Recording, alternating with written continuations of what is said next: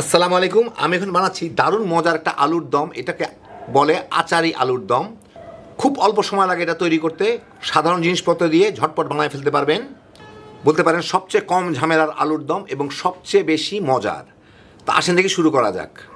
আমি এখানে আধা কেজির মতো আলু সিদ্ধ করে রাখছি, একটু টুকরা টুকরা করে কেটেও রাখছি। সিদ্ধ করার পরে যার যার পছন্দ মতো টুকরা করে নিতে পারেন।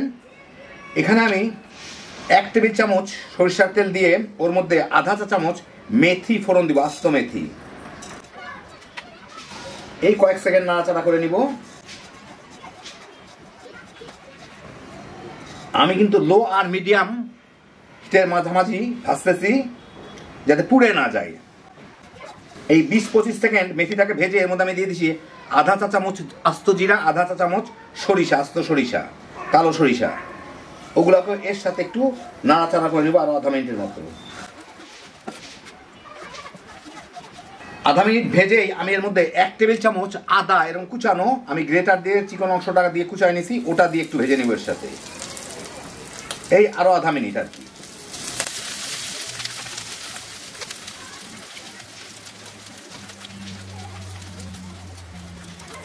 এই আদার পানিটুকু একটু শুকায় গেলেই আমি এর মধ্যে দিচ্ছি 1 চা চামচ মরিচ, আধা চা চামচ গরম মশলার গুঁড়া, প্রায় আধা চা চামচের একটু বেশি, এটা হচ্ছে সফ মানে গুয়ামুড়ি, মিষ্টি জিরা যে বলে, যেইটা বলে না কেন, ওইটা আমি একটু গুঁড়া করে নিচ্ছি। আধা চা চামচ ধনিয়ার গুঁড়া, আধা চা চামচ জিরার গুঁড়া, আধা চা চামচ গোলমরিচের গুঁড়া। এগুলা দিয়ে এর সাথে এই আধা মিনিটের মতো একটু নাড়াচাড়া করে নিব। সাথে আধা চা চামচ হলুদের গুঁড়াও দিয়ে দিব। এই মিনিট খানেকের মতো ভেজে এর মধ্যে আমি সামান্য লবণ দিব। আমি কিন্তু বিট লবণ ব্যবহার করছি না, অল্প একটু লবণ দিচ্ছি এর মধ্যে। দিয়ে এটার সাথে মিশাই আমি এর মধ্যে এই আলুগুলাকে দিব, দিয়ে এর সাথে মিলাই নিব। একটু চেপে চেপে মিলাবো, কিছু কিছু আলু যাতে একটু ভেঙে যায় সেই জন্য আমি একটা কাঠের চামচ ব্যবহার করি। আলুগুলাকে একটু ভাঙা ভাঙা হইলে ভালো হয় আর কি, 2-4টা ভেঙে গেলে আর কি,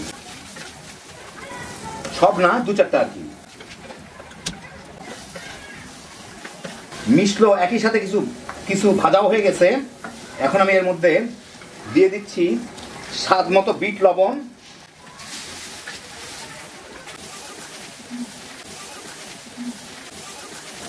এখন এর মধ্যে আমচুর দিতে পারেন অথবা লেবুর রস দিতে পারেন। তো আমাদের বাংলাদেশে লেবুর রসটা অ্যাভেলেবল, এটাই দিয়ে দিই। আমচুর আমরা খুব একটা সবার কাছে নাই, সব আলুগুলোর উপরে যাতে লাগে। একটু কাঁচামরিচ কুচি দিয়ে এই মিনিট খানেকের মতো এর সাথে একটু নাড়াচাড়া করে ভেজে নিব। সব কিছু যাতে সব কিছু লাগে, মানে লেবুর রসটা মশলা যাতে সবগুলোর মধ্যেই লাগে আর কি।